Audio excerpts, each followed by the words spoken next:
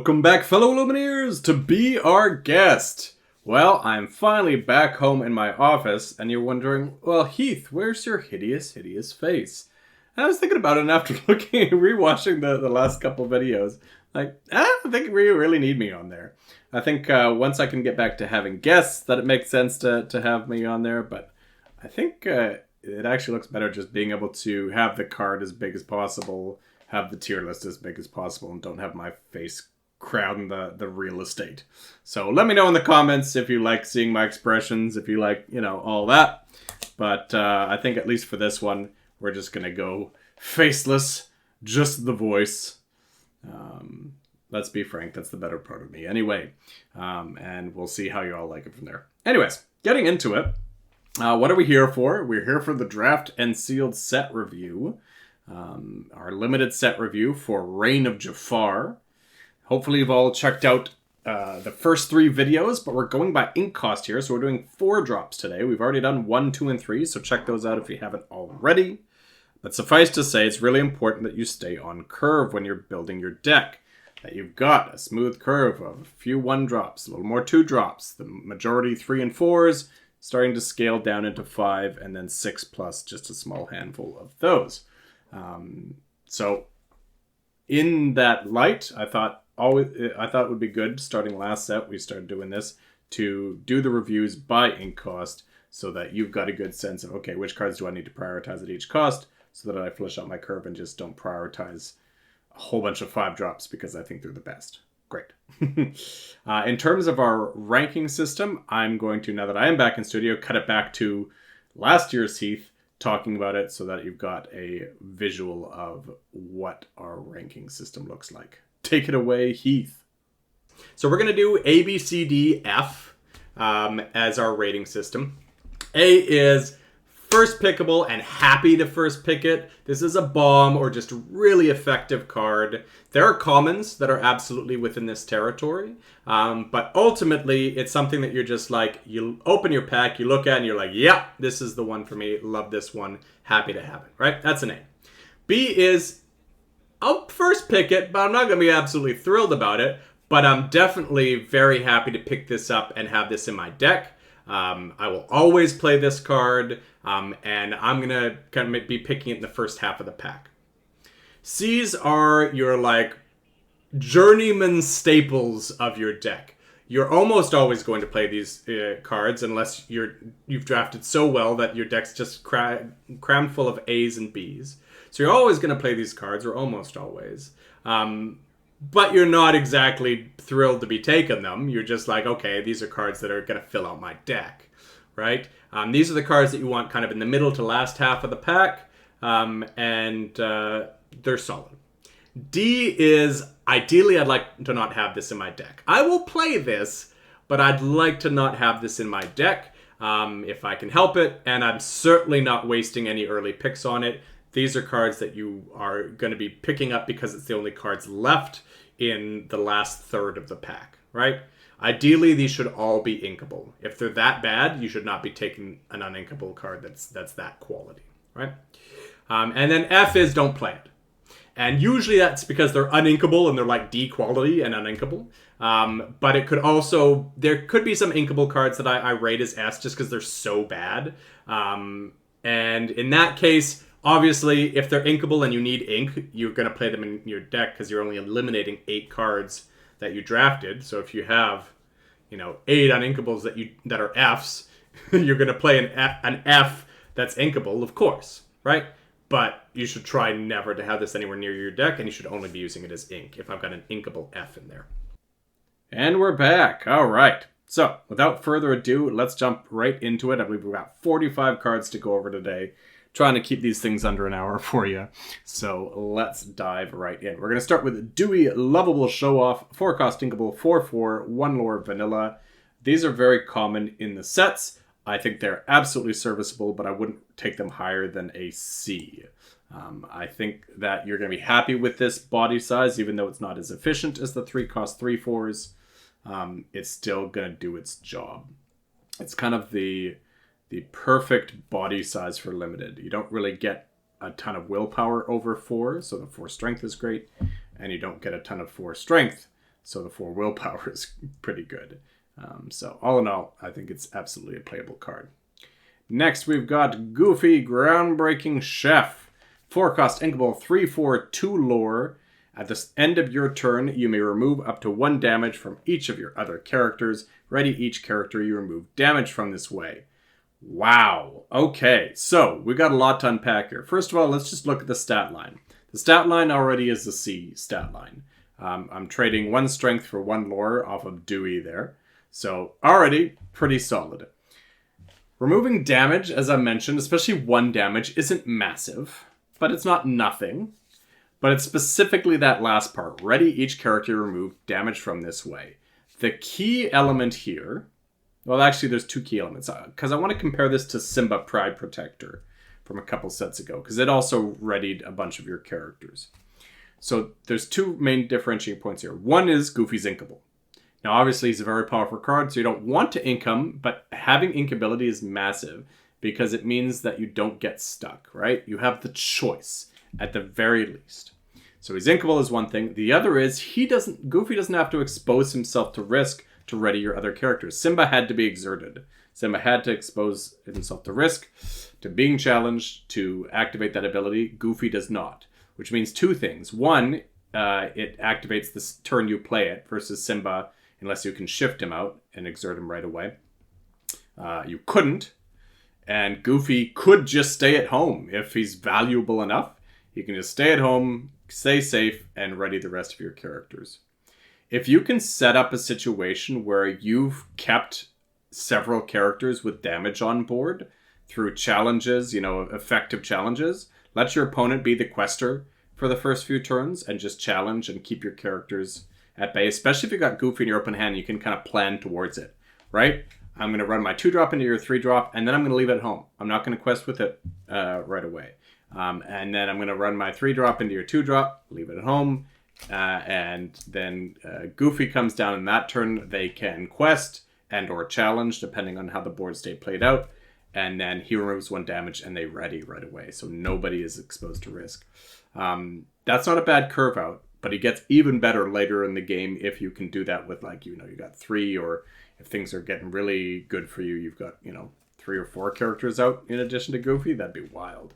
That's probably a little bit ambitious. You should be happy if you're readying 2 characters with this, but still, that's great. And the fact that, if they've got 2, 3, 4 damage on them, they're going to be safe for several turns in a row because he's only removing 1 damage at a time. That's pretty great. I think about this in combination with a character that's going to come up in a little bit, and that would be a pretty good combination. So all in all, I think Goofy is probably in the A territory. Maybe he's B+, A-, somewhere in there. I don't know. I think that he's going to play out really strong. So I think I'm going to put him up here for now, but if we get quite a few A's, I'm going to bump him down. The fact of the matter is nothing's in a void. I tend to rank these in a bit of a void, which is to say, I'll rank them, and then as we go through this process, I'll kind of adjust them as I go. Because ultimately, you can't have 10 A's. Because the whole idea of an A is it's a first pickable card. A card that you love in the first few picks, but you really expect to pick first. Otherwise, you're not going to see it. If you've got 10 A's, that doesn't really work. So realistically, you want 1 to 2 A's in every ink cost. That would be an honest assessment of the set.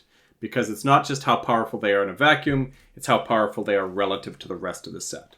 So I'm going to put him at A for now, but I might bump him down judging by some of the other cards that we've got coming up. Alright, next we've got Antonio Madrigal, 4-cost inkable, 2/2, 2 lore. Once during your turn, whenever one of your characters sings the song, you may search your deck for a character card with cost 3 or less, reveal it to all players, put that card in your hand, and shuffle your deck. Really powerful ability. The unfortunate part is you're just not likely to be singing that many songs. There are a few songs in this set that I'm recommending that you draft.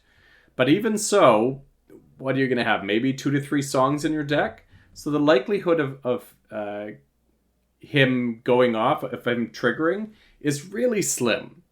So it's a super powerful ability, not just that you effectively get to draw a card, but the fact that you get to search for your best 3-drop or less is really strong.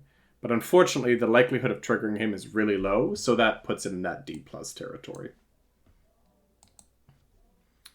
All right, Minnie Mouse, Daring Defender. I referenced this one yesterday when we talked about the Dodo. This is miles different from the Dodo. 4-cost Inkable, 0/8, 1 lore, Bodyguard. This character gets +1 strength for each 1 damage on her. So that second ability is the same as the Dodo. But here is where it's going to differentiate drastically. First of all, Bodyguard. Okay, so that's a big one. Right, an 8 willpower Bodyguard, nothing to scoff at. 0 strength to begin with. But as your opponent challenges into it, it's going to get stronger and stronger. So this is where the big difference between the Dodo and Minnie is in the willpower. 6 willpower versus 8 is going to make all the difference with this ability. Because on average, your characters that your opponent has, and that you have, frankly, are going to be on average 3 to 4 strength come mid to late game, right? There's very, very few characters that are 5 strength or more. So let's assume that the majority, let's say 3.5 strength is the average strength of your opponent's characters. That means it's going to take 3 characters challenging into Minnie to take her down, right? It would need 2 4 strengths to take her down just with 2 challenges. But on average, it's probably going to take 3 challenges to take her down. Whereas the Dodo easily can be done with 2 challenges, right? When you only need 2 challenges, that's where the Dodo, your 4 strength character, can challenge in first, and then your measly little 2 drop, or even a 2 strength 1 drop, can take out the Dodo, and you're feeling happy about it. Minnie, on the other hand, either you need to hope you've got a 5 strength character and challenge that in first, and still probably trade a 3 drop or more with her after that. Chances are you're going to have to run 3 characters into her, and then you're going to lose 2 of them. So, yes, there's absolutely going to be situations where a 5 strength character, or there is a couple of 7 strength characters in this set, run into her, and then the 1 drop. That's the worst case scenario, and even then you've distracted 2 characters for a turn, which means you've probably protected the rest of your board, because chances are your opponent doesn't have more than 2 characters to challenge with anyway. That's your worst case scenario. Your best case scenario is that 3 challenges, and that's not going to be that uncommon. Again, I tell you, don't like get obsessed with the best case scenario, but the fact of the matter is the best case scenario isn't far out of the realm of possibility. So I like Minnie a heck of a lot more than the Dodo. I don't have her super strong because, she's still just distracting the opponent. Somewhere between B+ or B- and C+. Somewhere in that range. I think that, again, it's going to depend on what else we see, but somewhere in that range, I think it's going to be fair for me. All right, Tiana, Natural Talent, 4-cost Uninkable, 2/4, 1 lore, Singer 6. When you play a song, each opposing character gets -1 strength until the next 2. Blah, blah, blah, blah. F. I mean, come on. Singer 6, yes, there are sing-together songs. I'm not saying Singer 6 is completely useless. I know I did say with Clawhouse that Singer 4 was pretty useless. With the Sing Together, technically speaking, it's not useless, but it's mostly useless. It's not going to factor in nearly enough to play a 4-cost Uninkable 2/4, 1 lore, even with the secondary ability. That's enough. All right, Caw. Steakinator, get ready. We've got your controversial rating here. All right, we've got the only problem with not having my face is you can't see when I'm drinking tea, so all you hear is a really weird sound as I swallow. Caw, Hypnotizing Python. 4-cost Uninkable, 3/3, 2 lore. Whenever this character quests, chosen opposing character gets -2 strength and gains Reckless until the start of your next turn. All right. I know that some of you are probably going to rate this very highly. I think it is a highly playable card. Here's the problem I have. Let's talk about the body first. If this was a 4-cost Inkable 3/3, 2 lore, I would have that as a D+. Maybe C- if I'm being really generous. 4-cost Uninkable, and it's F/D territory. So, the ability has to be really good to get us outside of the body being pretty mediocre. And the ability is pretty good. The biggest problem I have is the first part of it. Whenever this character quests, chosen opposing character gets -2 strength and gains Reckless. That latter part, gold, right? You can give something, basically nullify most if not all of its strength and give it Reckless. That's fantastic, right? The only problem is that's maybe going to act as quasi-removal for one character. Okay? So we got quasi-removal, kind of like we had Lewis in the last one, right? That one was effectively quasi-removal as well. Now, Lewis had 4 strength and came into play exerted, so it probably acted a little bit more like removal. Yeah, Lewis was probably going to get taken out, but because he didn't give them -2 strength, but a little bit more effective in terms of quasi-removal. This one, chances are they're not going to be running into Ka. What's going to happen is that their 4/4 is going to run into Ka. You've gotten to quest once, you've removed their character, and yours is kind of getting an unfavorable trade as a result, or unfavorable challenge onto it. Yeah, there's going to be times where Ka could do a lot of damage, especially if you got bodyguards, especially if you got high strength bodyguards. Ka into Monterey Jack, love it. Great combination. Ka with Goofy, great combination. You leave the characters that you want to be challenged, exerted, or you just make it so that it's, effectively you can't quest for the turn, right? The Reckless isn't about removing the character, it's about making sure they can't quest. Ka with Goofy with a little bit of damage on it. If you can get a couple damage on Ka and then partner him with Goofy, sure. If you can go Ka into Monterey Jack, so you've got a beefy bodyguard to protect Ka and run that Reckless character into, great. I think there's going to be plenty of situations where it's not going to line up ideally, and for that reason I have Ka at a C+. The uninkable is the big problem. Because if it's an unfavorable condition and I could ink him, great. And it's a favorable condition, I play him, great. In this case, I have to play him because he's uninkable. So I don't love that aspect. Alright, Roly Chubby Puppy! 4-cost inkable, he's so cute! 4-cost inkable 2/3/1 lore with support. When you play this character, you may put a character card from your discard into your inkwell face down and exerted. Another card that I think I'm probably going to be under some people's ratings.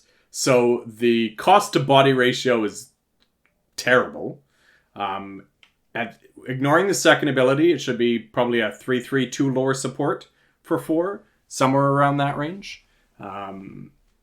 And so adding that second ability has to really do wonders. And it does if you can activate it, right? That's pretty solid. But for me, I'm thinking of the Donald Duck from, how many sets ago? 4 sets ago or something like that? 5? No, sorry, not 5 sets ago. The 5th set, 3 sets ago.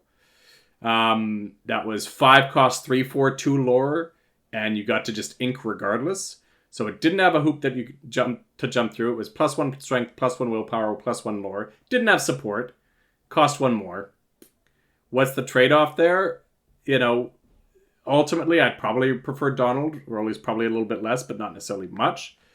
The problem I have is if you play this on curve, there's a distinct possibility you don't have a character card in your discard yet. You probably do, especially if you're curving out. You're playing 1 into 2 into 3, almost certainly have a character card in at that point.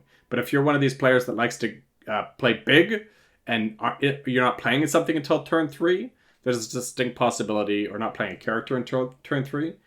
You play Atlantean Crystal on turn 2, and then you play a character on turn 3. Something like that, right? Play Jeweled Collar. I've been getting a lot of flack in the comments on the 2-drop video for Jeweled Collar, by the way. Probably fairly. That one might be a dubious rating, so take me with a grain of salt on that one. Anyways, I don't know. All said and done, if Roly can trigger pretty consistently, he's fine. If he doesn't, he's very problematic. So, C, I wouldn't blame you for doing C+. Tell you what, I'll put him above Dewey. Rhino, Power Hamster, 4-cost inkable 4/3/2 lore with shift 2 for what that's worth. You shouldn't play the baby Rhino, but sure. Well, actually, no, the baby Rhino wasn't awful. It just wasn't good. While this character has no damage, he gains resist +2. So it's Dr. Calico from the last set, but with 1 extra willpower. So what they're saying is that Rhino is better than Dr. Calico. I like that thematically. This is so good. Dr. Calico was already pretty solid. Rhino is very solid. I've got him as a B-. I don't think he's like game-breaking or anything like that, but I think he's very solid. I'm taking Rhino over Ka. I will tell you that now. Yeah.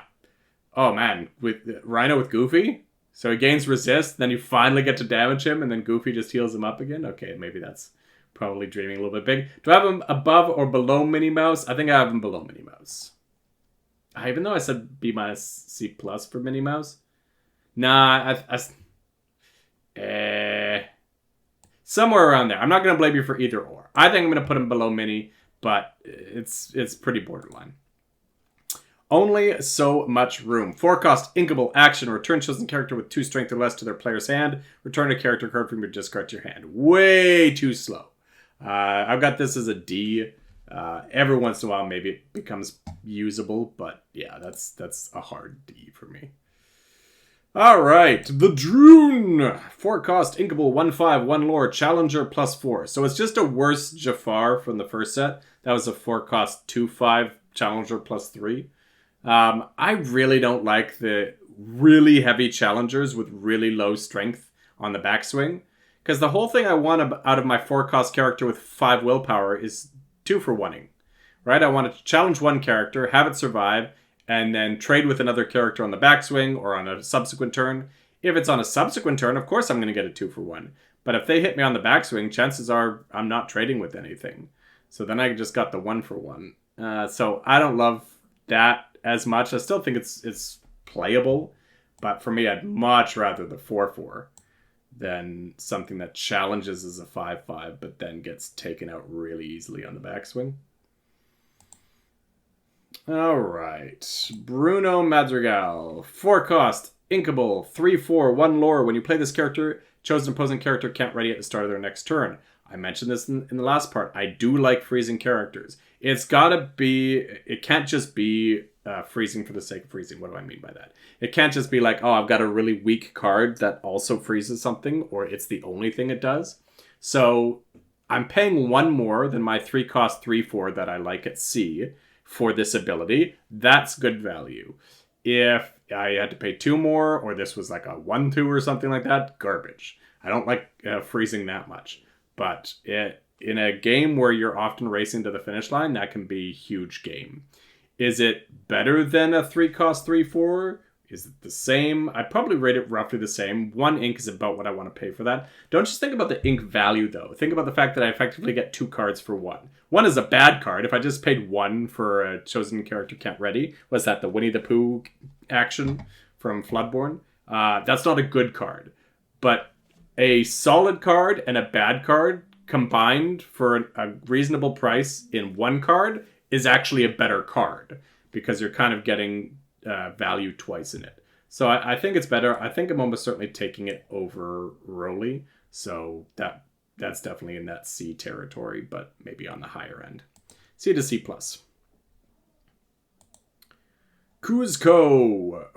Port Royal. 4 cost inkable, 1/3, 1 lore. When you play this character, you may return chosen character, item, or location with cost 2 or less to their player's hand. As I mentioned, I like tempo. Not nearly enough for this. This is like a low D for me. It's not a trap card. I'm not saying don't play it ever, but it's... I think it's even less useful than only so much room, quite frankly. I'd rather return a better character than have a 1/3 for that 4 cost. And let's be frank, we're bouncing characters. We're not bouncing anything else. All right. Rider, 4 cost, inkable, 3/4, 1 lore, with evasive. Yeah, this is... So I mentioned before, there was really only a couple of characters that I was worried about threatening my lower cost evasives. That was Genie from the 3 costs and Rider. I'm more scared about Genie because it's 1 less cost. But Rider is evasive all the time, whereas Genie is only evasive on your turn. So Genie is a better offensive threat. Rider's better at both, right? It can be offensive or it can be aggressive in terms of like questing, right? It can quest without much threat and it can challenge. The problem that I have is that it's only questing for 1, so it's not like a bomb or anything like that. It's just a really solid card. I think I like the Moana better from the last set, but I think Moana had much stiffer competition at 4-drop, so I think I actually rate this about the same or maybe even higher than I did Moana from the last set, just because Moana had so much more competition. So I've got this as a B-. And I think I've got it above Rhino. Do I have it above Minnie Mouse? And every time I keep thinking about Minnie Mouse more, I think she might be even better than I think she is. So I'm going to put him there for now, but I would not blame you for taking him higher. All right. Elsa. Fierce Protector. 4-cost inkable. 3/4 lore. 1 ink. Choose and discard a card. Exert chosen opposing character. I like Elsa. I don't love Elsa. Which is to say, I like what they're trying to do here, which is kind of make her flexible in that a card in your hand, if it's good, you play it. If it's not, maybe you use it as quasi-removal. Again, exert a chosen character is somewhat of a form of removal because it allows you to deal with your opponent's characters before they're able to do anything. They just played it. You can't challenge it. You're able to discard a card and exert it, right? There is value in that. The 1 extra ink that I have to pay, like compare this to Bruno, right? Same cost and body as Bruno. Bruno does his thing automatically. It's not as effective as Elsa's ability, but it does it automatically. This one I have to discard a card and it costs me an ink. I can do it multiple times for what that's worth. It doesn't exert her. And I can also use her in other things to challenge or to quest. I think she might be better than I'm going to give her credit for, but I've got her as a C-. And then I'm going to put her ahead of the Droon. Yeah, I think I'm going to put her ahead of the Droon. Okay, Pinocchio, my boy. 4-cost, inkable, 0/4, 2 lore. Pinocchio strings attached. He's got evasive. And once during your turn, whenever you ready this character, you may draw a card. Whoa! So, obviously, and it so happens that this set, there's more evasives or cards that can interact with evasives than the average set. Thank you, Knives Nord Quarter, for giving me that data. If anyone hasn't checked out Knives' draft primer for this set, you go right ahead. That is 7 minutes well spent. So he's going to be interact with more than normal, but you'll notice that a lot of what interacts with him is 3 strength or less. So he's probably going to survive for a turn. There's a decent amount of bodyguards in this set. That's going to help him survive. I really like Pinocchio. I think that he's going to quest for, probably 4 most of the time and draw you a card. I don't think he's as good as Genie on rate. I'd rather draw 1 card and have the 2/4 2 lore evasive kind of guaranteed, but also he's inkable. Now, you don't want to be inking a card like this, but again, inkability matters. Sometimes you need to have ink. And so you're going to want to have that choice. Or you just know that your opponent is going to eat Pinocchio alive. And so you're like, I guess I might as well ink him. But I think Pinocchio is the best card so far that we've seen in the 4-drops. I think he's an A+. All right. Man, I've got all the controversial picks this ink cost apparently. Because I think I'm going to get some flack for this one. Everybody's got a weakness. 4-cost inkable action. Move 1 damage counter from each damage character you have in play to chosen opposing character. Draw a card for each damage counter removed this way. Knive, just gave him props. I love Knive. It's good to have differing opinions on draft. This is why I recommend not just watching my stuff. Because what you should do is kind of compile a bunch of different perspectives. Knive gave the perspective that even if this moves 2 damage and draws 2 cards, you're doing great. Or you're satisfied. I'm not. If I'm spending 4 cost on an action, it is inkable, so I'll give it that. But if I'm spending 4 cost on an action, I want to do more than move a couple damage and draw 2 cards. So let me compare this to... If we're moving 2 damage, I'm going to compare this to Panic, right? It was 4-cost, inkable, 2/3, 2 lore, move 2 damage. I would rather the 2/3, 2 lore body in play now and get to do more stuff next turn than draw 2 cards. And we're not even guaranteeing that we're moving 2 damage. Really think hard. If you've drafted or played Seal before, how many times is there board states where there's no damaged characters and you want to get damage on a character, but you're like, Like, I remember Scar from Shimmering Skies, the 4-cost 4/2, that you drew cards when you challenged a damaged character. There's times where I really needed to draw cards, so I, like, had to do a suboptimal play in order to get damage on a character to then be able to challenge it again. Like, I could have just traded with it, but instead I challenged it with 2 smaller characters just for the sake of drawing a card. Any, like, damage matters cards in drafts, there's often times where they're just blanks. So, yeah, there's going to be times where this is going to move 3 damage, and you're going to draw 3 cards, and you're going to feel like a golden god, or at least a fiery blue one. But there's going to be times where it's a brick. The fact that it's inkable helps, right? Just like I said with Pinocchio, if the situations don't line up, I can ink it. If they do line up, I can play it, and I'm happy about that. So that is a good thing. But I think that the situations where it's going to be ink versus the situations where it's going to be great are far more weighted to the former than the latter. So as a result, I am not going to be nearly as high on this as others. I've got it as like a C+. I think it is probably below Ka, but above everything else so far. I might even rate it above Ka, but they're interchangeable. It's another one where whichever one you decide to go with, fine. But I'm not going to rate it any higher than that. Chaka, Junior Chipmunk, 4-cost inkable, 3/3/1 lore. When you play this character, if you have a character named Tipo in play, chosen character gains Reckless. You're not going to have a character named Tipo in play. I really like the Tipo, but the chances of having these 2 out at the same time is very, very slim. So she's a D. We'll put her here. Okay. Moving on. March Hare, 4-cost inkable, 3/4/1 lore. When you play this character, you may deal 2 damage to chosen damaged character. If anyone remembers, I quote Shimmering Skies a lot because I drafted it a lot. There was a 3-cost uninkable 2/3 with this ability. I didn't like it very much because it was uninkable. And that was my whole beef was like, hey, if this is inkable and I can take advantage of it when it's great and ink it when it's not, I'm really happy. Well, guess what? I'm really happy.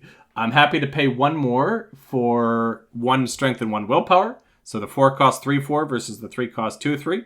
Happy with that exchange. And the fact that it's inkable so that if I can use the removal, great.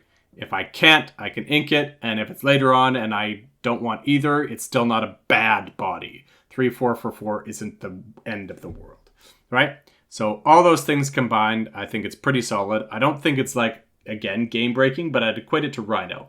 Very solid,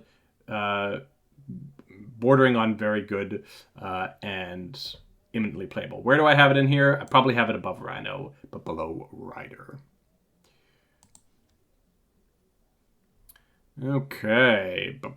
Mad Dog, 4-cost inkable, 4/4/1 lore. So if we stopped right there, it would be a C. If you have a character named Don Carnage in play, you pay 1 less to play this character. There's only 1 Don Carnage. It's rare, so this is still a C. You're going to play it, and you're going to be really happy when you occasionally get it out for 3. And by occasionally, I mean even if you've got Don Carnage in your deck, 1 out of every 20 games. Not very occasionally at all. It's a 4-cost 4/4. Napoleon, 4-cost inkable, 3/6/1 lore. How do we like a 3/6 versus a 4/4? We like it better because 3 strength is like the golden strength. You're going to deal with a lot of characters with 3 strength, and you effectively have 1 more pip of stat because, you know, you've got 9 stats here between strength and willpower versus 8 for a 4/4. So we like this better. I think I like it better than Roly. Do I like it better than Bruno? I think I do. I think I'm going to put it in, not ahead of Everybody's Got a Weakness, but I'm going to put it in this slot. That's a really efficient body right there. Chip, 4-cost inkable, 3/2/1 lore. When you play this character, chosen opponent chooses and discards a card. I mentioned before, I'm not a big fan of discard. I'm paying 2 ink for this ability, which is basically the discard a card ink cost. So I mentioned before, bad to mid card with a mid character, combine the 2, is better than the sum of its parts, right? You're getting extra value by having it in 1 card versus 2 distinct cards. So it is better than both of those things separately, but not by a ton. I guess you could say the good thing about it being a 4-cost character is you're getting closer to the point where your opponent will only have 1 or 2 cards left in hand. But still, I think that I would rather like a 5-cost 4/4 with this ability than a 4-cost 3/2. That's where I think the value would be enough for me. Paying 1 for that ability versus 2 and getting it a turn later, but commensurately the body better. So I've got Chip at a C to C plus in that range. I think probably right around here I'm happy with. Though I might take, you know what, personally I'm probably going to take Napoleon higher, but I think on average you should probably take Chip higher. I'm just not that interested in it. Alright, Gadget Hack Wrench, 4-cost, inkable, 3/2, 2 lore. When you play this character, if an opponent has more cards in their hand than you, you may draw a card. So there has been better versions of this, which is to say we've had, my favorite was Dolores, Ursula's, 4-cost, inkable, 3/3, 2 lore. If your opponent had an exerted character, you drew a card. I like the extra willpower. I think the hoop was easier to jump through than this is. This requires you to effectively be on the play or be more aggressive with playing out cards, right? I played a 2-drop and a 1-drop the turn prior. But I think often enough you're going to be happy with this. Like, compare it to, Clarabelle was a 3-cost 2/3, 1 lore with this ability. And I was solidly happy with that. I don't think it was great, but I was solidly happy with it. I think I'm happy paying 1 extra ink to swap the strength and willpower and gain an extra lore. Probably. I think maybe on rate, roughly about the same now that I think about it. So where does that put us? Gadget Hack Wrench, probably like a B minus C plus, somewhere in that range. I think I'm going to put it below Rhino. Okay. Flynn Rider. 4-cost, uninkable, 1/4, 3 lore. Whenever this character is challenged, the challenging character may choose and discard a card. If they don't, you gain 2 lore. So, you're paying a 4-cost uninkable for this, but you're effectively gaining 5 lore. Right? Because you're going to gain 3 lore from questing. Chances are they're not going to be able to remove this. They can. There's nothing in the set that will remove it, but chances are they're not removing this. So you're going to quest for 3. And then either they have to discard a card. Now, it's going to be their worst card, but you're still, again, when we're going to that war of attrition, you're getting a card out of them. That is a good thing. I would rather they discard the card than gain the 2 lore, quite frankly. So I'm considering worst case scenario that I gain 5 lore out of this. 5 lore for a 4-cost uninkable, I think, is a pretty solid trade. And if you got some bodyguards in there, it gets even better. It is uninkable, so you got to be wary of that. If your uninkable count's too high, then I don't think it's worth it. But I think on the whole, I'm happy with this at somewhere around a B. I think probably, I think it's probably the highest of these so far. Queen of Hearts, 4-cost, inkable. Why do I haven't learned this from last time. Last time it was around this time that I realized, why am I keep saying the cost when we're in the 4-cost rating video? Alright. Queen of Hearts is an inkable 2/3, 3 lore. While there are 5 or more characters with damage and play, this character gains plus 3 lore. That's so rarely going to happen. Not never, but as best believe, if you play this, your opponent's going to do everything possible to eliminate their damaged characters from the board, and certainly yours in the process. So it's a inkable 2/3, 3 lore for 4. Not really good enough. Specifically, the vanilla stat line would be 4-cost inkable 3/3, 3 lore. So I don't think I can put this down in a D because it still quests for 3, but this is like a C minus for me. C minus. Ugh. Yeah. I think I'll take it above the Droon because I'm really tempted. I think I'm ready to put the Droon down in D, seeing how many C's we're already at. All right. Go Tamago, yes. Cutting Edge. She is an uninkable 3/3, 2 lore with evasive. She does have shift 4, which isn't irrelevant because we talked about the shift target in this set. When you play this character, if you use shift to player, you may put chosen character into their player's inkwell face down and exerted. That is going to happen so infrequently that you can't really count on that ever. But it could happen. Like, if I draft this, pick one, pack one, best believe I'll take a couple of the baby Go-Go's. Because if you can shift her out, you're questing right away with a 3/3 evasive for 2. You've inked an extra one because of the baby Go-Go's ability. And you get to let it go to one of your opponent's characters. Yeah, quite frankly, I'm satisfied with the 4-cost 3/3/2 lore evasive. Like, that is great all on its own. The regular stat line is 4-cost inkable 2/3 or 3/2 2 lore evasive. So already I'm happy just with the stats it is. And if I could make something else work, great. So she is a B+ for me. All right. What did we get next?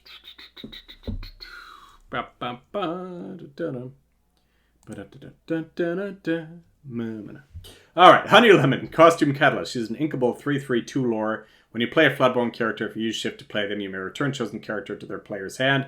Again, that's not going to happen almost ever, if ever. So Go-Go is going to more likely to happen because you've got this shift character already. This requires you to now find a shift character and its shift target. It's just not going to happen. So she's a vanilla character as far as I'm concerned, unless you're really, really lucky. And so in that case, she's a D+. If you can make it work, that's a powerful ability. It's just going to be so unlikely. Jacques, inkable, I almost said 4 again. Inkable 3/4/1 lore. When you play this character, if you have 3 or more other characters in play, you gain 2 lore. I mentioned before, that is not super likely, but it's also not out of the realm of possibility, right? You probably got to do a little bit, maybe a couple of suboptimal plays to make that happen, which might not be worth it for the 2 lore, because the suboptimal plays might be not questing, right? But yeah, I mean, especially if you got this in your opening hand and you can kind of plan towards it, then this is absolutely possible. I don't think that it's going to happen every game, but it's inkable, so if it doesn't, fine. And worst case scenario, again, 4 cost for a 3/4 isn't, like, ridiculously bad. It would be in that D territory, right? So, as a result, this is probably like a B? Somewhere in that range? If you can get 2 lore and then have a 3/4/1 lore body left behind, that's pretty good. Instant lore is especially good. All right, so... Sorry, my daughter was just showing me that she finished her dinner. Good job. I don't know where to rate this. Instant lore can be really powerful. I don't know if I can rate it above Rider, though. Yeah, I think I'm going to put it here.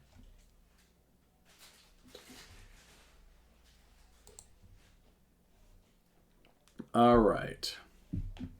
That one was tough for me. I'd love to hear in the comments what you think about Jacques. Where do you have him at? Brutus, 4-cost inkable 4/3/1 lore. During your turn, when this character is banished, if one of your characters was damaged this turn, gain 2 lore, including Brutus. Not one of your other characters, but one of your characters. So effectively, challenge Brutus into something and gain 2 lore. So he's just off the C rate for the body, but you can effectively challenge and gain 2 lore. Now, ideally, you're going to want to trade. You don't want to just run him into something, but, I mean, that's still pretty solid. He's probably in that C+ territory. I would take him above Chip, for sure. You might not. I absolutely would. Alice, 4-cost inkable 2/4/2 lore. I'll get it by next time, guys. When you play this character, you may ready chosen character, damaged character of yours. They can't quest for the rest of the turn. Okay, so it's got to be a damaged character. That's not great. If it was any character, it should be great. The fact that it has to be a damaged character... It will happen, right? So probably what you want to do is either use this to double challenge or use it to protect a character of yours that's a good quester, but it's already been damaged, right? Quest with something, ready it, and just save it, protect it for the turn. She's one strength off a C body, all on her own. I think the ability does more to account for that, so it probably puts it into the C plus territory, but I would say low C plus. Personally, I probably have it below Napoleon, but somewhere in that range. I think I'll put it above Napoleon just because for the average player, you're probably going to be happier with that than with Napoleon. For me, I like efficient bodies, so I'm probably going to take Napoleon higher. Gaston, arrogant show-off. He's an inkable 4/4/1 lore, so C already at rate. When you play this character, you may banish one of your items to give chosen character +2 strength. So he's a C. He's a 4/4 vanilla. I think that's going to be more likely to happen than Mad Dog, but yeah. Cricky, yes. Inkable 4/3/1 lore. While you have 2 or more other exerted characters in play, this character gets +2 lore. There's a good amount of times where this is just a 4-cost inkable 4/3/3 lore. A decent amount of time. So I would have the 3/3/3 lore as like a C+. The fact that you get 1 more strength, but you've got to jump through hoops, means that it probably stays close to that. Yeah, I think the fact that he's going to be a bigger threat, because they're going to want to take him out, and the fact that he's going to trade with more, yes, obviously 3/3 would take him out just as easily as it would if he was a 3/3. But if they got to send something bigger in, it's going to force them to take more damage. I had a B on here. I think I might have been a little bit generous, and maybe I got a little excited with the fact that it's Cricky. I think it's kind of in that B- C+ territory. I'm going to say that he is probably not as good as Gadget. He's probably... I personally think he's probably better than Ka. So I'm going to put him there for now. Especially since we've got a lot of Bs already. Alright, Mulan.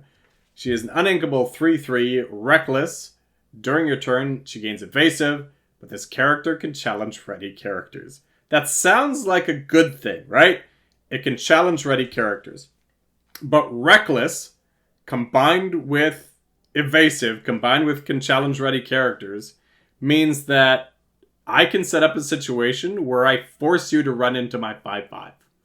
Because I just play it, and if I've got nothing else that she can challenge, then you're forced to run into my 5/5. Yes, there's going to be plenty of times where she has plenty of other fodder to run into, but she's still not a great body. 4-cost uninkable for a 3/3 reckless. Like, I would rather Genie, because the whole point is she can get rid of evasives, right? And she can challenge ready characters. But I consider that last part to be almost a deficit when it's coupled with reckless. I like being able to challenge ready characters, but when that's coupled with reckless, all I do is I hold off on playing my 1/3 while she's on the board and play my 4/4. So, yeah, I don't like her. I think she's almost an F because I think she's just going to be so clunky. I think there's going to be times where she's useful. Which, if she was inkable, I would probably have her as like a C-, C. But the fact that she's uninkable, I think I'm putting her as F. Yeah, I think she's a bit of a trap. Suffice to say, I'm going to have a lot of my fun with my opponents that play Mulan. I'm just going to be like, here, I play this. I don't quest with anything. I play my 4/4. I don't quest with anything. Your go. If you're not singing a song, she's running into that 4/4. All right. Faline. 4-cost uninkable 2/4/1 lore evasive. I did it again. While you have a character in play with more strength than each opposing character, this character gains +2 lore. So it can't be tied. It has to be. You have to have a character that is stronger than. And in limited, it is very rare that you're not kind of tied up on strength. You each have 3/3s or you each have 4/4s. It is possible, but it's not going to be very likely. Now, the great news is that she's a 2/4 evasive on her own, which isn't good, but isn't terrible either. So I think she's still playable. But I think that second ability is going to trigger from time to time. If I had to put a guess on it, I'm not as good a numbers guy as Knive, but probably like 15 to 25% of the time, you're going to be able to trigger that secondary ability, which is probably enough to make her worth drafting. I just probably wouldn't draft her very high because I wouldn't be relying on it.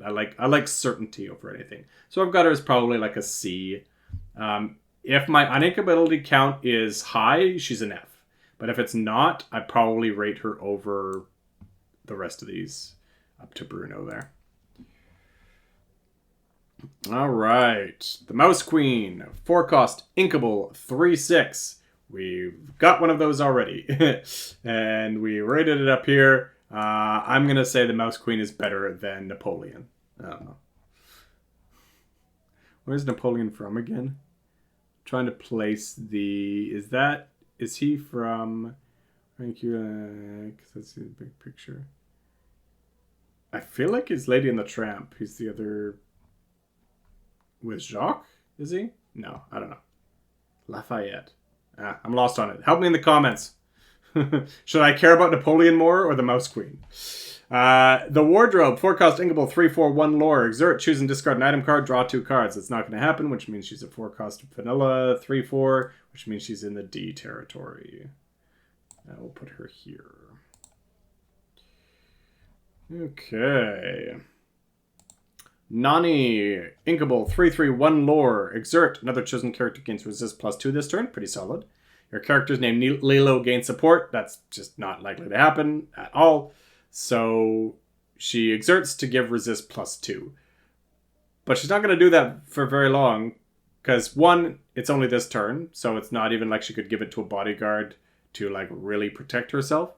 2, she's a 3/3. So she's going to get challenged off the board pretty easily. It's not nothing. I think it's a solid ability. But I don't think it's necessarily one that's going to change a lot of games. So probably in the like C to C+ territory. I think probably for me, you can probably see how I feel about Ship. I keep bumping him down. He's going to keep getting bumped down. All right, Arthur. Another contentious one. 4-cost, inkable, 6/6, 3 lore. Skip your draw step. You know how much I love drawing cards. You can imagine how much I hate not drawing cards. He's still an A. Because the fact of the matter is, it's going to take your opponent, on turn 4, especially on the play, it's going to take your opponent so many resources to deal with Arthur that if you skip 1 draw step and quest for 3, and then they have to run 2 characters into it, you're feeling good about that. You traded 2 for 2 and quested for 3 in the process and kind of cleared their board with one of your characters. You're going to stall out probably at the same rate, and you're going to be up 3 lore, and yeah, in worst case scenario, you can, challenge into something. Don't play him flippantly. I would want to be questing with him. I would not want to be challenging with him. So I would make sure that I'm the quester, that I'm able to be aggressive, that I've already been questing, I'm already ahead on lore, so that this becomes kind of part of that process. And if you can clear some room for him so he can keep questing and keep just causing headaches for your opponent, yeah. I like him. Jasmine. We're almost there. Jasmine. There's the Enchanted. All right. Inkable, 2/5, 1 lore. Whenever this character quests, look at the top 3 cards of your deck. You may reveal an ally card and put them into your hand, put the rest on their bottom in any order. I don't think this is as good as the ally Jasmine from the last set, but it's inkable, which I really like, and still a pretty solid ability. You're going to probably draw a card in an ally deck, right? If your deck has... So what do you need for this to reliably hit every time is, 12 allies in your deck for this to hit on average every time. So if you've got 8 allies in your deck, 9 allies in your deck, this is going to hit almost every time. So I think you're going to be able to hit those numbers pretty easily if you're being conscious of it and drafting allies accordingly. Yeah, still not as good as the last allies. You're not drawing a boatload of cards, but good card advantage, solid body. I like her. Where do I have Jasmine at? I've got her as somewhere in the B range, which I think is perfectly fair. I think probably I have her... I do like some card draw. I think still below Mini. I think Mini's going to cause a lot of headaches. All right. Juma Jukaba, Inkable 162 lore. I don't really like these bodies. Like I said, I'd rather like a 342 lore, and even then, that's a C for me. I'm going to put this in the D+. I don't think the vanilla body is worth it at that stat line. Con, 4 cost 2/7. Again, I would rather the 3/6 here, and I would rather the 4/4 here.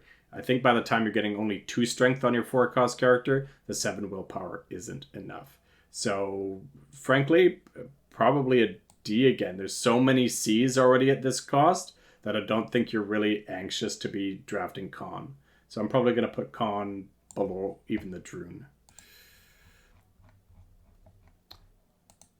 If you're low on 4 drops, he is not unplayable, but yeah, just compared to the rest of the set, he's not nearly good enough. Notice that there's a lot of high quality 4 drops here. Iago, Inkable, 3/3/2 lore. While you have another exerted character in play, this character can't be challenged. So basically, every exerted character becomes a bodyguard specifically for Iago. That's pretty strong. Yeah, I don't know if it's strong enough to make it great, right? Like it's not a great body for the cost. So if it was like perfect vanilla stat line, 3/4 for 2, especially if it was a 4/4 at rare, 4/4/2 at 4, that'd be great. As it is, it's good, potentially even very good. Probably have him as like a high C+. I'm pretty happy with him thereabouts. You just gotta be careful not to do him into quest with him on an empty board. Alright, Stitch, Alien Troublemaker, last one. Inkable 3/4/1 lore. During your turn, whenever this character banishes another character in a challenge, you may draw a card and gain 1 lore. Love this. This is the Jafar Cobra from, Inklands, but you gain lore as well. Love it! Absolutely love it. Card draw and lore for banishing. I compare this to the Simba that I loved in Shimmering Skies, was a 3-cost 2/4 that when it banished drew a card, and I loved that. This is 1 more strength and gains lore as well for additional cost. Yeah, love that. This is like a B+ for me. Definitely above Flynn. Oh, I'd be really tempted to put it above Go-Go, but I'm probably not that brave. Somewhere in this range. Yeah. You know what? I like balance here. For the sake of balance, I'm going to drop down Cusco to an Inkable F.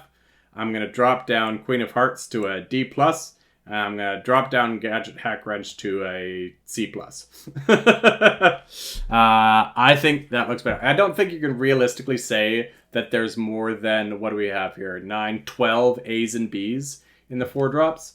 At that point, yes, the cards are still strong, but saying there's that many cards that I would realistically pick in the 4-drop spot within the first half of the pack, very unlikely, because then your entire deck's 4 drops. So I think this is a much more fair analysis.